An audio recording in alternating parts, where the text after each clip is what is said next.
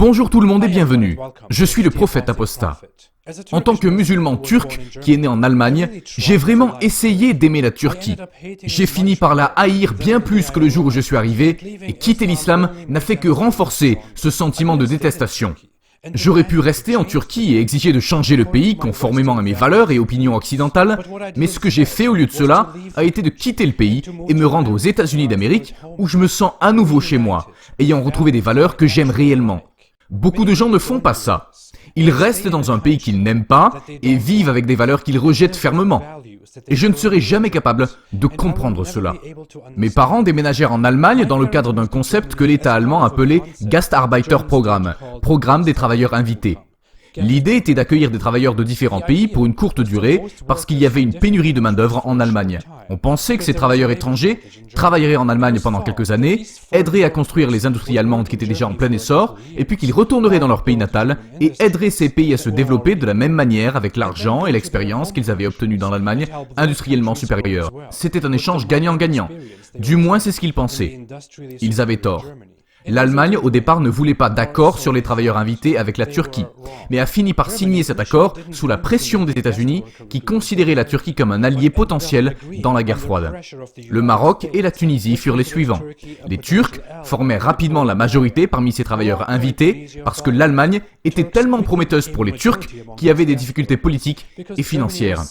De plus en plus de travailleurs de Turquie ne retournèrent pas au pays à l'échéance de leur contrat de travailleurs invités parce que l'Allemagne était tout simplement un endroit où la vie était bien meilleure qu'en Turquie. Pour couronner le tout, un grand nombre de ces invités de Turquie, Maroc et Tunisie furent sans emploi au bout d'un moment, mais restèrent quand même. L'Allemagne offrit aux gens de l'argent pour retourner dans leur pays, mais la plupart rejetèrent cette offre et restèrent. Les Allemands n'étaient pas contents, les partis politiques et le gouvernement n'étaient pas contents. Et ces travailleurs invités firent en plus venir leurs familles en Allemagne. Tout cela fut un échec majeur. Cela fit de l'Allemagne, qui n'était pas un pays d'immigration, un pays recevant de l'immigration. L'Allemagne devait maintenant penser à une manière d'intégrer ces gens, ainsi que tous les réfugiés et les autres qui venaient et qui restaient toujours. Cela transforma l'Allemagne en pays multiculturel, dans lequel les Allemands de souche représentent à présent 80% de la population, et l'islam fait 6% et est en constante augmentation. Ce qui, bien sûr, va de pair avec les organisations islamiques comme le DİTİB, l'Union islamique turque pour les affaires religieuses, une organisation qui soutient les musulmans en Allemagne et a régulièrement participé à des activités scandaleuses et a tenu des discours de haine antisémites, christophobiques et anti-occidentales. Waouh, c'est la première fois que je vois un site web employer le mot christophobique. Hourra! Cette organisation est connue pour diriger de nombreuses mosquées en Allemagne et enseigner l'identité turque et musulmane à de nombreux enfants. Quand j'étais à l'école, un enseignant typique de cette organisation musulmane et assigné aux élèves musulmans était la première personne de toute la communauté enseignante à m'apprendre que nous étions moralement supérieurs, que nous devions rester loyaux à notre identité et que les chrétiens étaient des personnes immorales, tout comme la population allemande normale qui boit de l'alcool et mange du porc, qui a l'habitude d'avoir des relations sexuelles immorales et vit en vain.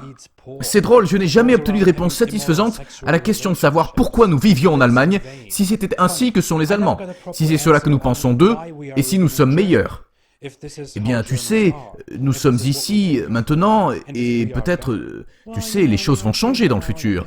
Peut-être que nous allons tous rentrer, peut-être que l'islam va prendre le pouvoir. Quand j'étais enfant, j'ai vu beaucoup d'organisations religieuses islamiques qui rassemblaient des musulmans en grand nombre et proclamaient l'importance de conserver et de faire respecter l'identité musulmane et les traditions islamiques au sein de la communauté. Les parents qui valorisaient de telles idées enseignaient par conséquent à leurs enfants la même chose pour garder leur identité, pour ne pas être assimilés, pour ne pas être corrompus par les Allemands immoraux, les chrétiens, les athées. Ne prononçons même pas le nom de cet autre groupe qui est heureusement une petite minorité maintenant. Les choses se développent de cette manière, ou de manière similaire, dans les autres pays européens, spécialement dans les pays d'Europe de l'Ouest, et le problème que cela pose n'est pas qu'ils aient une religion différente de la religion locale. Il ne s'agit pas d'intolérance, de xénophobie, ou de toute autre absurdité que l'on pourra sortir. Le problème est que la religion en question ici est une religion qui est entièrement incompatible avec les valeurs occidentales et les acquis occidentaux, incompatible avec la culture locale. Ils protestent contre les écoles occidentales qui ne sont pas conformes à leurs valeurs islamiques. Ils se plaignent du porc au restaurant local, au supermarché. Ils demandent des autocollants et des certifications halal, j'en parlerai bientôt dans une prochaine vidéo. Ils demandent l'acceptation de mosquées bruyantes, se plaignent de problèmes moraux à propos de choses qui correspondent totalement à la culture locale. Ils se plaignent pour distinguer sur quoi on peut rigoler et sur quoi on ne peut pas faire de blagues. Ils font des réclamations sur ce qui doit être ou ne pas être montré à la télé. Ils demandent des régulations aux traditions locales comme Noël, etc. Au lieu de s'adapter à la culture locale, en ne disant rien dessus et en vivant leur vie, ou de partir dans un pays qu'ils aiment réellement, ils choisissent de se plaindre et de changer de force la culture dans laquelle ils sont venus, qui les a accueillis et qu'ils n'aiment pas. C'est le résultat normal d'une masse d'immigration incontrôlée, sans intégration correcte. Je ne suis pas en train de dire que toute immigration est complètement mauvaise, qu'elle doit être complètement stoppée et arrêtée. Je dis que l'immigration incontrôlée sans intégration correcte ne marche pas. Cela conduit à l'instabilité sociale, peu importe l'endroit où cela se passe. Et nous pouvons voir cela maintenant en Allemagne, en Suède, au Royaume-Uni, en France, aux Pays-Bas et bien d'autres pays. Je ne suis pas en train de dire que c'est parce que les musulmans sont inférieurs. La même chose se produirait si des Européens, des Occidentaux avec des valeurs occidentales et une culture occidentale, migraient en masse vers le monde islamique. Les choses échapperaient à tout contrôle, à toute emprise. Nous devons être capables de parler d'immigration et d'intégration, tous, quelles que soient nos opinions politiques et quel que soit le parti que l'on soutient. L'Europe a été ouverte à l'immigration comme nulle autre culture dans le monde. Et les résultats sont des changements dans la culture locale, une contestation des valeurs locales.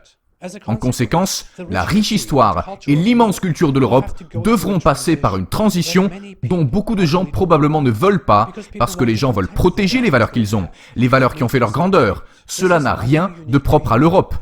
L'Europe est en fait très laxiste quand il s'agit de traditions et de culture, très tolérante.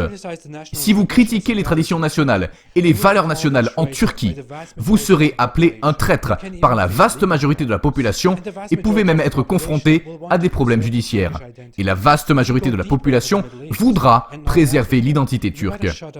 Si vous allez à l'intérieur des pays du Moyen-Orient ou d'Afrique du Nord, vous avez intérêt à taire vos critiques dirigées sur votre culture.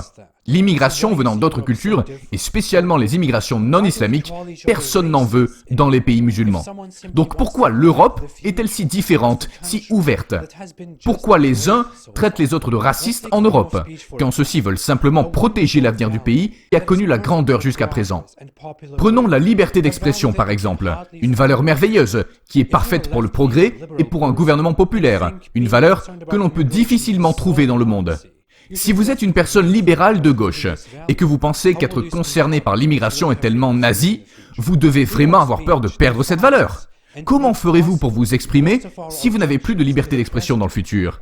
La liberté d'expression définit et rend possible la plupart de nos objections envers le président ou le premier ministre ou le gouvernement en Occident. La liberté d'expression vous permet de sortir et de protester sans objection, et vous donne même le droit de représenter Merkel sous les traits d'une truie, de dire « Trump, on t'emmerde » ou de chanter « God Save the Queen » par les Sex Pistols. Ou vous pouvez aller sur Internet et dire à quel point le christianisme, la religion locale, est horrible. Vous pouvez tout dire aussi longtemps que vous n'incitez pas à la violence. Dans le monde islamique, vous pouvez dire des choses qui incitent à la violence, mais vous ne pouvez pas dire toutes les autres choses. Si tous ces exemples avaient lieu dans le monde islamique, vous ne pourriez faire aucune de ces choses. Vous pourriez aller en prison pour avoir insulté le chef du pays en Turquie. Dans les autres pays, vous seriez exécuté pour cela.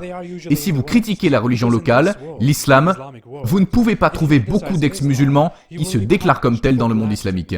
Ils se trouvent généralement en Occident, parce que dans ce monde, le monde islamique, si vous critiquez l'islam, vous serez puni pour blasphème. Ou en d'autres mots, pour avoir manqué de respect envers la religion publique, à condition que vous arriviez au procès en vie, et que vous ayez survécu à la peine de mort ou au lynchage de la population pour votre apostasie.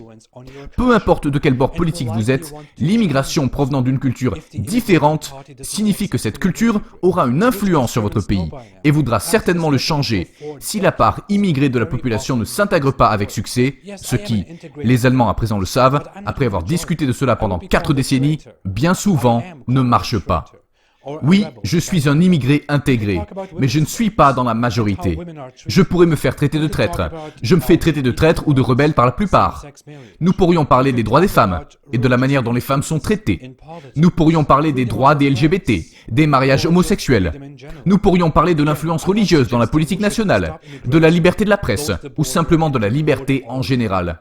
Encore une fois, je ne suis pas en train de suggérer que nous devrions stopper l'immigration, fermer les frontières et déporter tous les immigrés. Je ne suggère pas l'usage de la violence, mais exactement pour éviter la violence, nous devrions nous asseoir et parler à propos de l'immigration et laisser les gens prendre des décisions à propos de choses très importantes qui vont façonner le futur du pays, de nos enfants, sans être traités de xénophobes ou de nazis ou de haineux intolérants, simplement parce qu'il dit « l'immigration de masse n'est peut-être pas une bonne chose ». Les gens qui sont là dans le pays depuis des générations doivent avoir leur mot à dire sur l'avenir du pays. Les gens qui ont construit ce pays doivent avoir leur mot à dire. Ils devraient naturellement avoir la possibilité de décider et d'être préoccupés de la sécurité et de la tranquillité future de leur pays, de leur patrie, sans être traités de tous les noms. Nous ne devrions pas laisser le débat public se faire monopoliser par les insultes de cours de récré, suivies par des censures sociales et légales, suivies par la réduction au silence massive des opinions, suivies par des violences de masse dans les rues commises par des gens mentalement instables et perturbés, qui pensent que c'est d'une manière ou d'une autre la solution parce que nous ne pouvons pas parler. Nous avons besoin de parler. Nous avons besoin d'avoir le droit et la possibilité de parler. Merci d'avoir regardé. N'oubliez pas de répandre cette vidéo si vous l'aimez et de vous abonner. La plupart de mes vidéos ne sont pas monétisées. Si vous voulez me soutenir et soutenir ma cause et cette chaîne, vous pouvez me soutenir sur Patreon. Merci beaucoup à tous pour vos contributions. S'il vous plaît, arrêtons la violence et arrêtons le chaos et les injures. Mais plus important encore, restez à l'écart de l'islam.